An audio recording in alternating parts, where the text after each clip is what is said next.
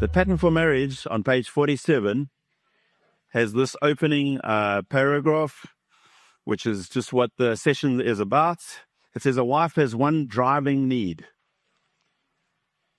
to feel loved. A husband has one driving need: to feel respected.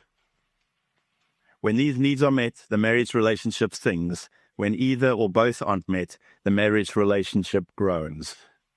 By abiding by this biblical pattern, couples can bring greater levels of peace and fulfillment into their relationships. So that's based on the scripture of verse 33 of Ephesians 5. And we can read it together. It says, however, each one of you also must love his wife as he loves himself, and the wife must respect her husband. I just want to make a few comments on that passage of scripture, or that verse. I think it's a real neglected verse in the Bible, certainly when it comes to marriage. It's actually alarming how that doesn't actually come up in marriage material. There is a complete book that is written about that. The book is called Love and Respect, and it is in your library. So if you would like to grab that after this course, it would be helpful. But you'll notice that, we're talking about scripture. This is God's heart for us. It's his word to us. But let's just unpack some of the things that we see. The first is that this pattern is prescriptive. God is prescribing something, and he is saying husbands must love their wives. Wives must respect their husbands. That's not a suggestion. It certainly is not worded in the way that it's a suggestion. It's a command. Husbands must. The word must is there on both accounts. And it's not like God is like, oh, I've got this incredible rule and you must obey it. What he's saying is, I have made man and I have made woman. I know what they are about. The must love and the must respect is stated in a way where God's saying, you can't afford not to. Because if you do, trouble cometh exceedingly quicketh, as we read in the King James somewhere. The pattern is gender specific. You notice it doesn't say husbands and wives love and respect one another.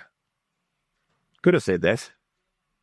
In some way, it would have been saying the same thing, but actually, that's not what this is saying. What it is saying is that husbands must love, wives must respect. There's a distinction that's being made where the gender-specific command or prescription is being given to wives and given to husbands. So what's happening here is that we have a primary need.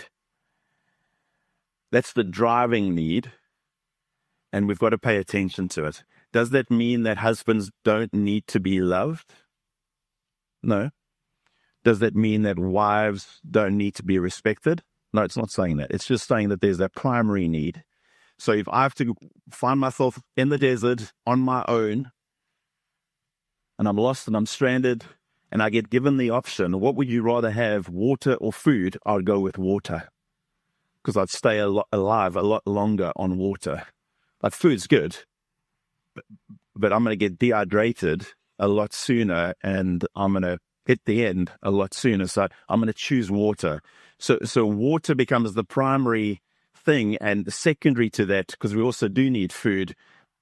But we got to realize that as husbands, our primary need is respect. Respect is our water in the desert. Love is the food. So we love it, we want it, but not as much as we want respect. Our need for respect is greater. And for wives, love is the water and respect is the food. So it's just a primary and a secondary need. So we got to know that we are made in these ways. Just a simple way that we see that is when it's movie night. What movie does the guy want to watch? Like things like Gladiator, because it's about honor. Braveheart, Gladiator. I mean, we can just keep throwing them out. But we're not so much needing to be filled with the love that we find in romantic comedies or romantic dramas. The wife is like, whoa, that's what I want to go watch. Comes from inside here because there's a need. And God's made us in a very specific way, and He knows our primary need. It's unconditional. So it doesn't say wives must respect your husbands as long as they are deserving of respect. And it also doesn't say husbands love your wives as long as she's respecting you. So it's not on condition of it being reciprocated, and it's not on condition of it being deserved. It's just husbands must love their wives, comma, wives must respect their husbands. So if you're in a situation where your wife doesn't respect you, you're not let off the hook. You can't say, well, because she doesn't respect me, I'm not going to love her. It's not a reciprocated reality as far as us being obligated to and what God is calling us to. The pattern is connected. So you'll see there's two commands in that sentence, but they're still in the same sentence. And I think that's part of God's genius, because He knows they're connected. And the way in which they're connected is the one triggers the other. Because when a wife is loved by her husband, it's way easier for that wife to respect her husband back. But when the converse is true, it's nearly impossible. So it's connected. We'll talk about the trigger effect just now. So that's God's pattern. He gives it to us, but this pattern has got distorted. We've lost our way as far as sin coming in, and it's as a result of three things. The one is we are different. As men and women, husbands and wives, we are different. We speak a different language. We are wired in a different way. I've come to realize that I can say a phrase and it can mean one thing, and Antoinette can say that exact same phrase and it means another thing. Give you an example. I've got nothing to wear.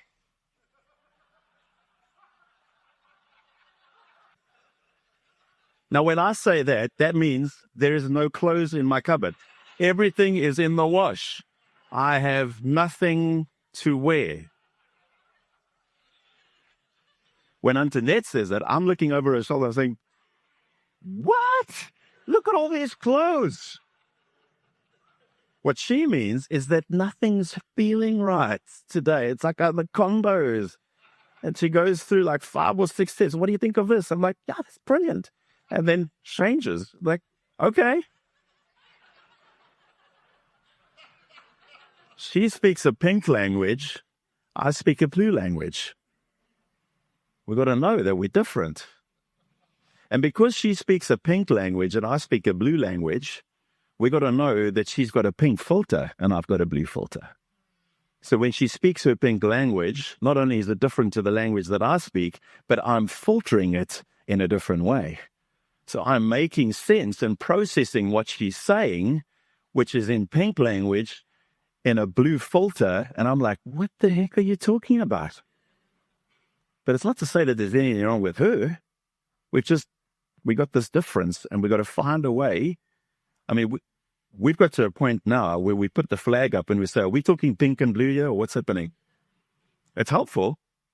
You got to know, like, let's just understand what language are you talking right now? Because I know that we're different and we got to make sure that we're not missing one another or we're not misunderstanding what's being said.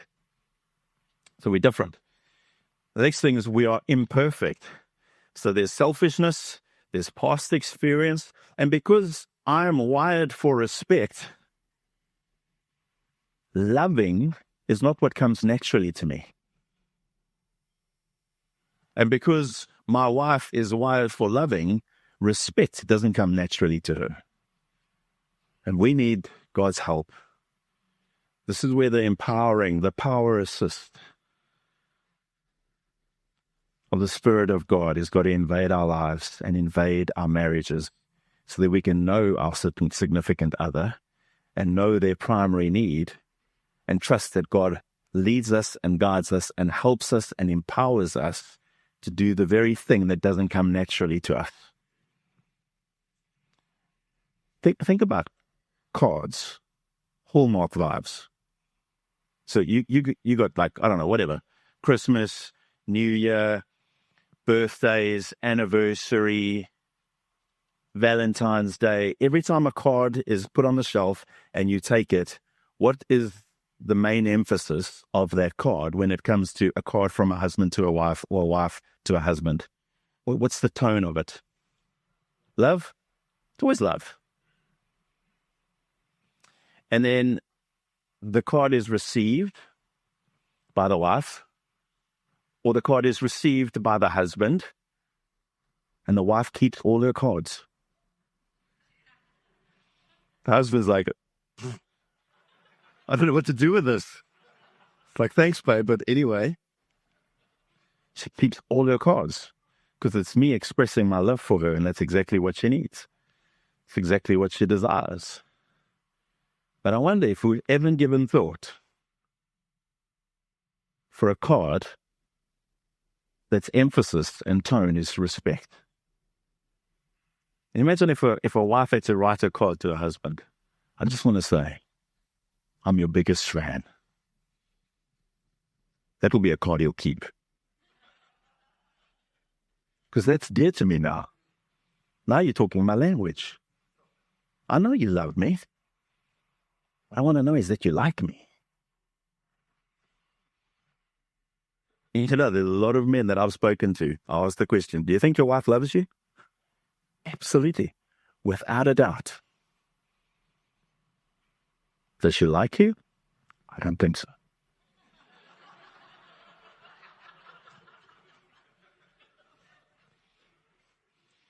But you got to know, I mean, there's humor in that, but you got to know that the liking me is the more important one. Like, I know she loves me. That's a given. But whether she likes me, like she has a respect for me, she's a fan, this is what fuels men. That's why God's saying husbands must love their wives. Wives must respect their husbands because he knows us. The next thing is we are ignorant. So we do speak in code. When a wife is complaining, criticizing, crying, what she's actually saying, this is not in your notes, so don't worry about paging. What she's actually saying is, I want your love. That dripping tap thing, the complaining, the criticizing, it's like, I don't quite know how to phrase this, but I'm just expressing what's going on inside of me, yeah? And it's complaining, and it's crying, and it's criticizing. Well, that's certainly how it's being received by the husband. But actually, all she's saying is, I just want you to love me. And a husband is one of two responses to that complaining and criticizing. The one is a harshness. Who's watched Hulk, the Incredible Hulk?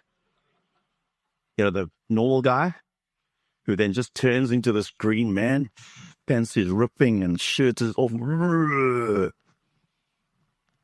That thing comes out. There's a harshness because now you've stepped on my respect button. Or he goes quiet. One of two. You got to know the husband's going to go quiet because there's an honor thing here. There's a respect thing. So I'm rather going to leave the scene of the crime.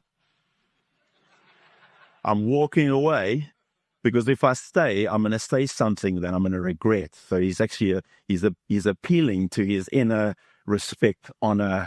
I'm going to walk away. Either one of those it's him crying out, saying, I just want to be respected. But for the wife, it's like, he doesn't love me.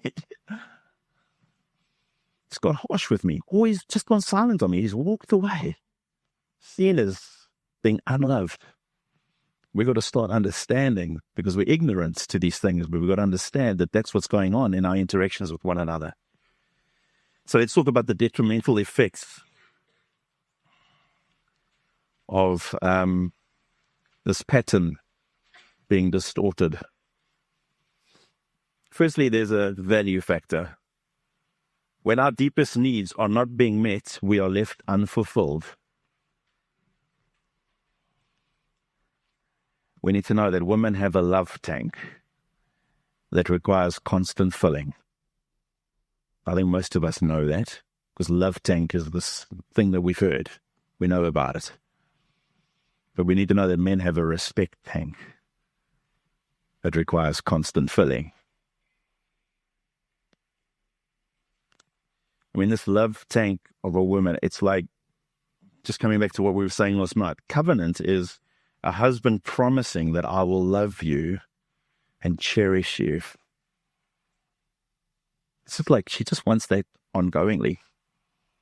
Not a, well, I said I loved you then, if anything changes, I'll let you know kind of vibe. It's an ongoing showing your love, expressing your love. Her tank needs to be filled all the time. And it doesn't cost money. I mean, it costs energy. You've got to be intentional. I mean, I heard the story of this two ladies that were talking about a time when they were married and what their marriages were like, and both their husbands had passed on late in their life, and the one was incredibly wealthy and the other one was just kind of like average. And the more wealthy one saw something on the mantelpiece. It was like a little stone, and she walked up to it, and written on it, very small, was a forever and always, I will love you.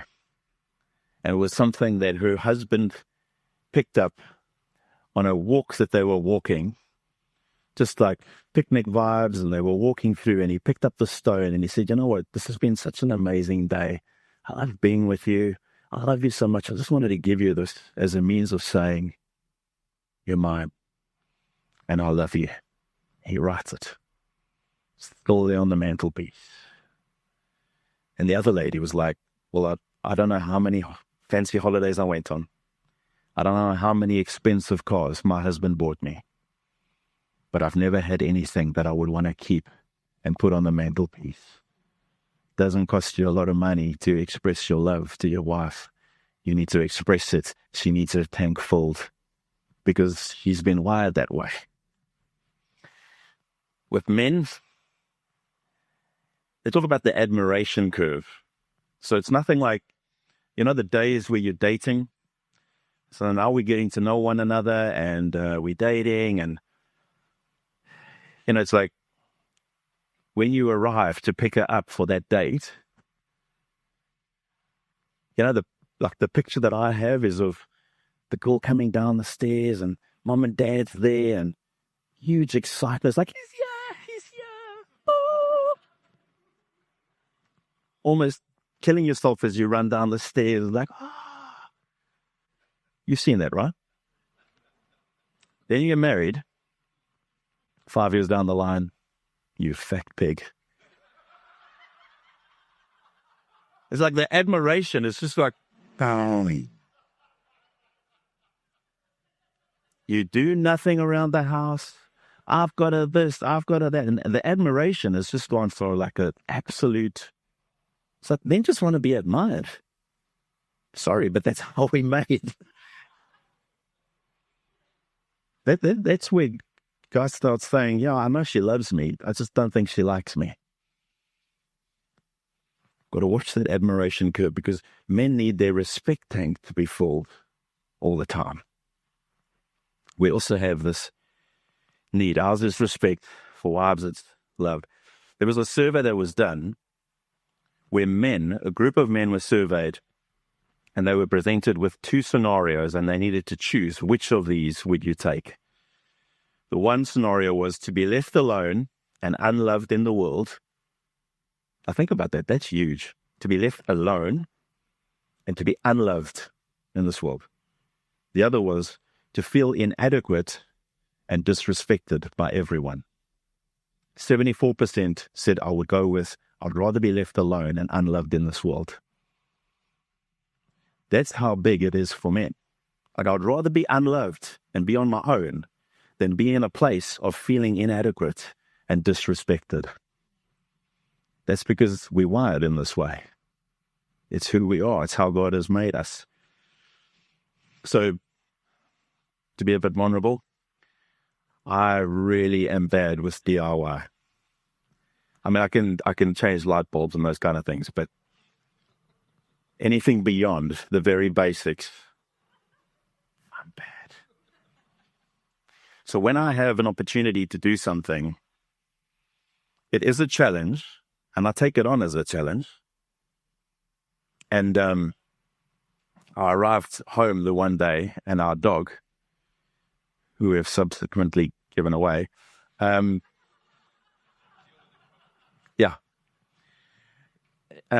had chewed through two things. The one was our hose pipe.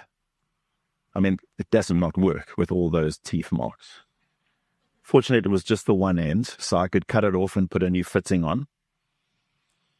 And the other thing that he had chewed through was our electric motor of the gate where we drive into our house. Unfortunately, the cables were too small for him to be shocked. But so he survived it. But oh,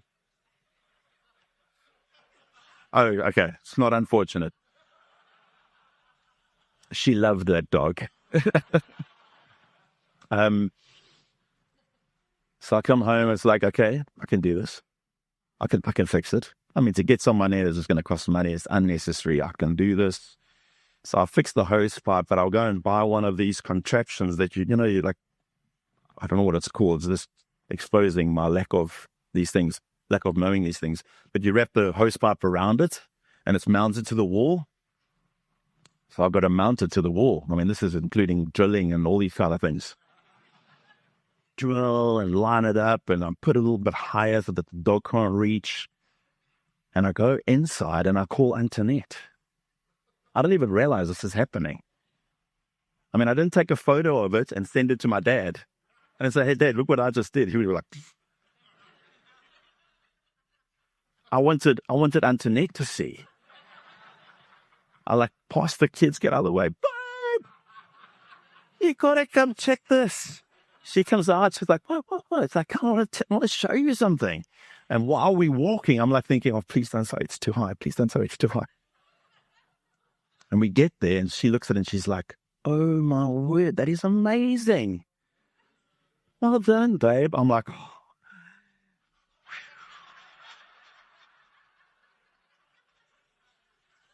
And it gave me enough confidence to tackle the gate motor. And I head in that direction. She's like, what are you going to do now? I've got a motor to fix. I think I actually changed my voice. I got a motor to fix.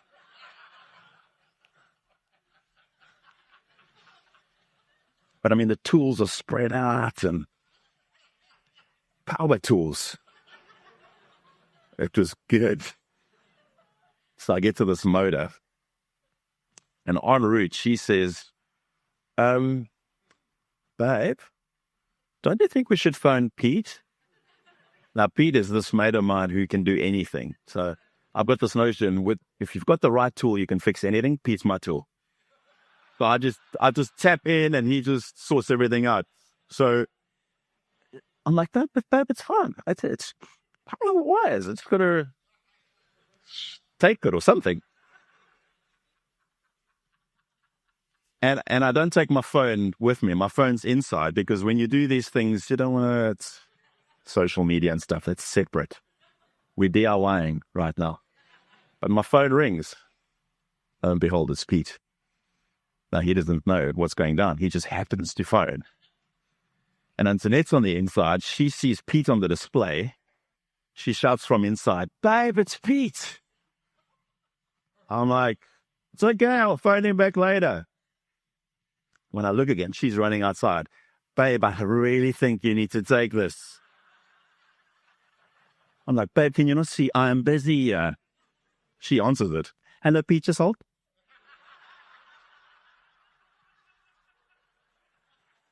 So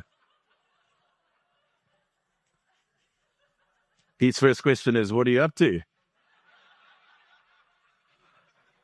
And then he was in his car.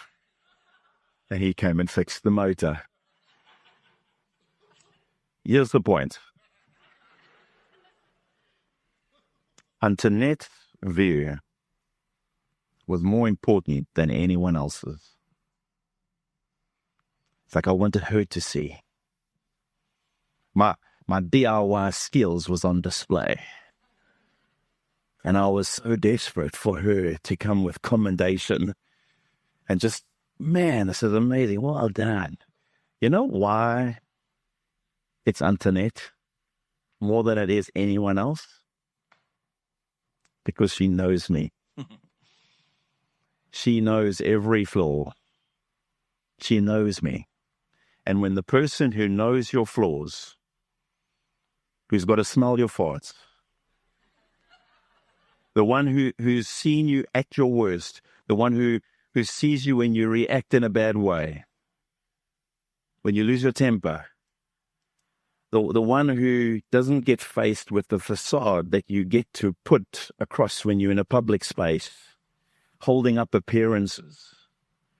It's that one that you want the respect from, because that is true respect. That's the meaningful one. It's very easy to try and convince someone else. Oh, that guy's a this and that. Oh, brilliant. All that. Till you get to know me, you won't be saying that. But the one that does know me is the one that I'm desperate to have respect from. That's why I'm running up the stairs and saying, babe, you've got to come take a look at this. Because she knows me. And that respect, when I get respect from her, it's way more authentic and weighty than respect from anyone else. So your wife, and wives, get this, your husbands are desiring your respect, because that is way more meaningful than respect that they get from anyone else. So this respect tank is big. I want to just also, before I go to the next blank to fill in, there's one caution I want to say. I've heard this many times. Wives say, I'll respect him when he is worthy of respect. But like, look at him, and he's this, and he's that. He sits on the couch, and he's finding fault with all the things. I just want to say, you cannot put that on your husband.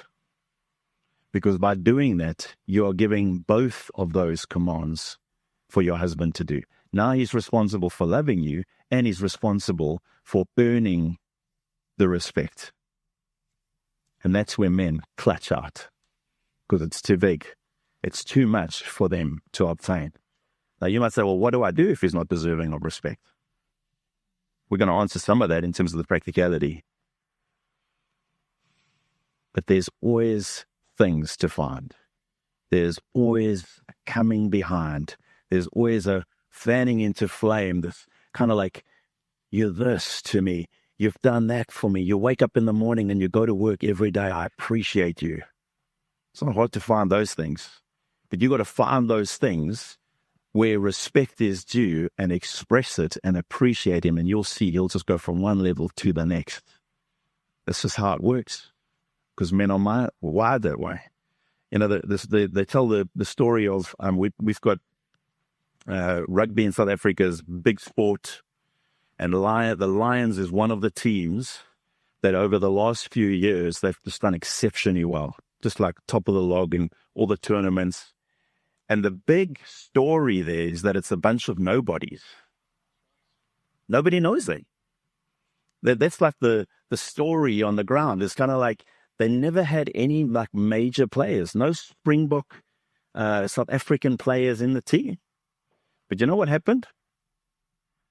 The coach, him and his assistant coach, they were in New Zealand and they had just taken over the Lions team.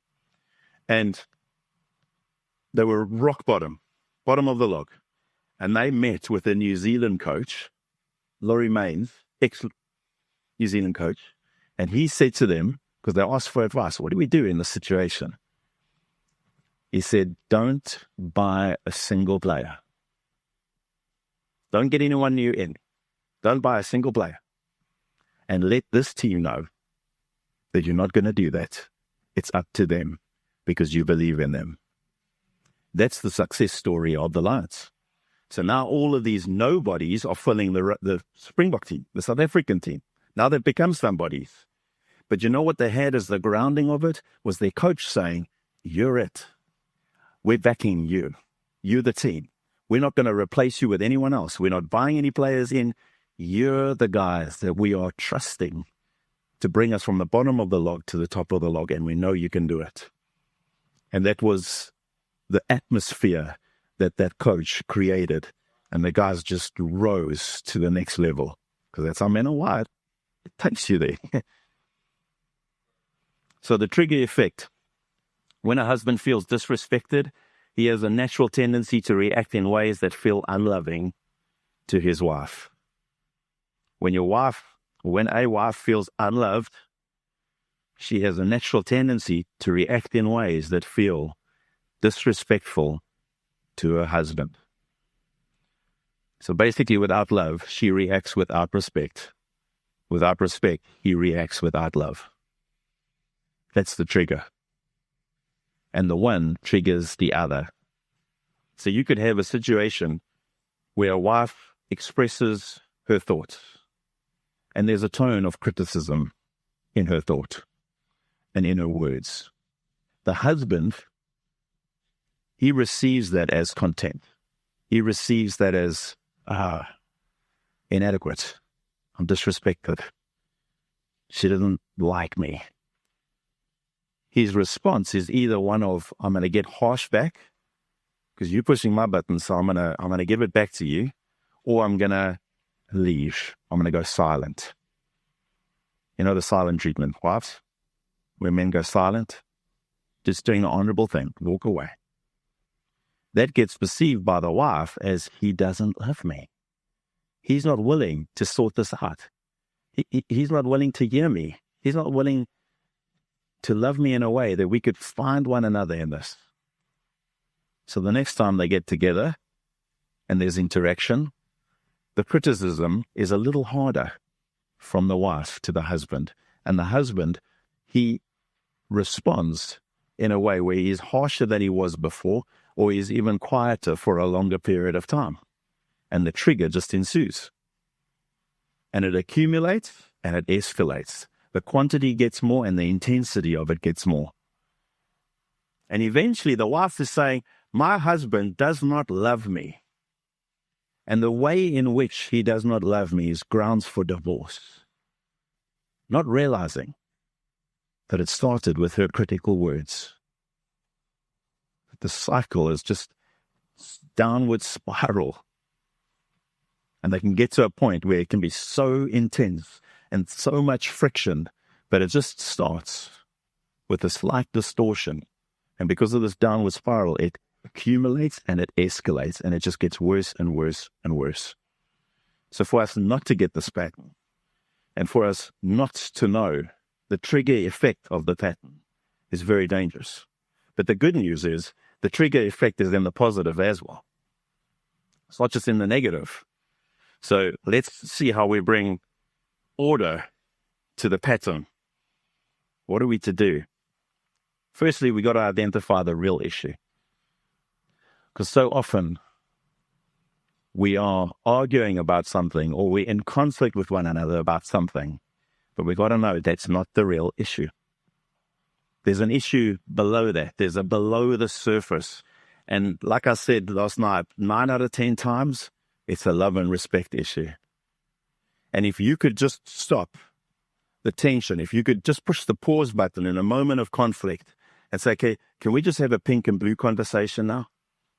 Like we can carry on with what we're arguing about just now, but before we get there, can we just see if we can identify the real issue? You think about like the stuff that we argue about, like money. or the lack of. When things are tight, it brings tension. 10-1, the guy's getting heated because he's not feeling like he's respected. Because who's got to bring home the money? Who's the provider? So are we arguing about money or are we arguing about respect? I think we're arguing about respect.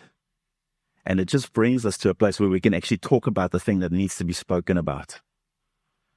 I mean, these things are so slight. It's not even like, it doesn't even have to be a major explosion. I'll just share with you one of the things that we've had. And I'm sure Antoinette won't mind. If she does, we'll have to sort it out later, but just deal with a real issue. She would say things like, man, I just don't have enough cupboard space. Or, Rosie's room is so small, and it is, I get that. Like, I don't know where to put her stuff. I don't know where to put our linen. Like, we need extra cupboard space. But you know that every time she says it, my filter is I haven't provided a big enough house. That's how I receive it. Okay? So it's not like major. It's just a minor thing. She's just expressing, like, that's a real need. It's like, that's my situation. I don't know where to put all the things. But the way in which it comes to me is that I don't feel like I've given my wife and my family a big enough house with all the things that we need. So that's just like, it's her space, it's her home. I mean, it's our home, but it's like she's the homemaker and she's got full right to talk freely and openly about, but we got to just have a conversation somewhere in the mix to just kind of say, hey, babe, when you say those things, I know it's your frustration that you're just venting, but just kind of bring the blue language in, because what you're actually saying is, I haven't done enough to give us a big enough house with enough space. So I know you're venting your frustration. And for me, it's not just about hearing the frustration and I kind of like bearing with it. It actually taps into me. It affects me, because I would love to give you a bigger house. I'd love for us to afford a bigger house and have all the space you desire. But you're potentially just going to fall with more clothes and then not have enough space again. But granted, let's just identify the real issue. So now that's just a tiny little venting of a frustration. But when we start getting into real argy-bargies about money, and but I know there's a provider there that's in the mix, and he wants to provide in a way where he feels respected, not disrespected. So very often, the issue that we are arguing about is not the real issue. And we've got to take a step back from that argument. Just hit the pause button. Whatever you do, like, we'll just do like pink and blue. Let's kind of figure out, are we talking about love and respect here, or is this a separate issue? Because I promise you, most of the time, it's that love and respect thing. And it's helpful for us because it grounds us in the proper conversation. And then we can have a more meaningful working it out, because now we're dealing with the real issue. Does that make sense? Okay. So become other-centered. I think that's realizing that their intention is not to disrespect you, or the intention of the husband is not to not love you. They're just expressing their needs. They're just talking about where they're at. And it doesn't like, we're not freed from our responsibility. So when I become other-centered, I know that Antoinette's need is love. So even though I'm not feeling respect, I'm not going to do this reciprocation thing. You know, as soon as you start respecting me, then I'm going to love you. I'm going to obligate myself because I've covenanted with my wife, and I'm going to love her because she needs love. I'm becoming other-centered as opposed to me-centered. The other thing is that we need to become Christ-centered, which will allow his character to flow through us. That's where things like humility and forgiveness and grace starts to flow. You want to talk about respect being deserved? Just put yourself under the banner of the gospel and ask the question, did you deserve God's grace? No, but yet he gave it. So now who am I to withhold something when that person's not deserving of it? I'm not allowing the gospel to flood my life. Let's live under God's blessing. Do things God's way.